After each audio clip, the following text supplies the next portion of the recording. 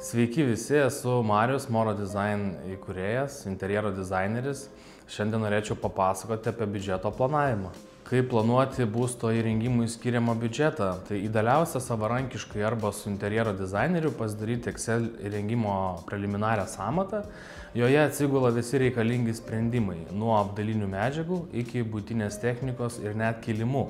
Tada klientas turi aiškius kiekius, kiekvieno daikto nuorodą ir viską nuo A iki Z. Su tokia sąmata mes turime bendrą interjero įrengimo kainą. Sąmatos ir biudžeto eilutėje svarbiausia nepraleisti tokių pozicijų kaip apdailos medžiagos, gaminami baldai.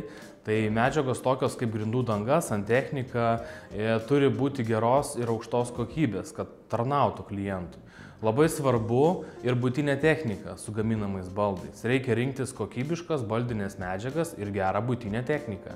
Geriausia rinktis natūralias medžiagas, jos yra brangesnės, bet mes kalbam apie medį, akmenį, metalą, tai yra sprendimai, kurie yra ilgamžiai.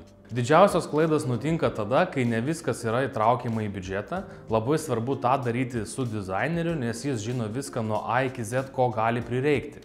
Kad nebūtų staigmenų, labai svarbu geras biudžeto sudarimas ir jo laikymasis. Įrengimo eigoje nepatartina keisti sprendimų, kuriuos suplanavote. Labai svarbu šią dalį daryti su interjero dizaineriu, nes dizaineris turi gerus partnerius, turi kokybiškas medžiagas, gali patarti ir sudėlioti jums prioritetus. Kaip susidėlioti prioritetus planuojant biudžetą? Tai yra labai paprasta. Patarimas investuoti į tai, kas stacionaru. Tai yra apšvietimas, santechnika, plytelės, grindų danga, vidaus duris, buitinė technika bei gaminami baldai. Būtent čia reikia dėti patį didžiausią prioritetą, o kas projekte kilnojama, gali būti labai lengvai pakeičiama. Tai aš kalbu apie sofas, užuolaidas, baldus ir taip toliau. Kai skaičiuojamas yra biudžetas, mes dedam prioritetą nuo A iki Z, tai reiškia nuo pačių svarbiausių pozicijų iki pačių paprasčiausių, primityviausių, kurias paskui labai lengva koreguoti ir keisti. Tai pavyzdžiui, kilnojami baldai, dekoras, staliukai, baldai ir taip toliau. Jos labai paprasta pakeisti, jeigu tai jūsų nebetenkina ateityje.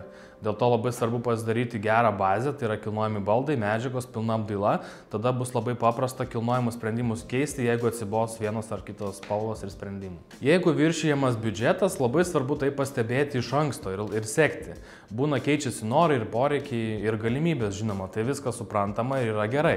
Bet jeigu suplanavote sumą X ir ji keičiasi, reikia bandyti sutaupyti kitose pozicijose.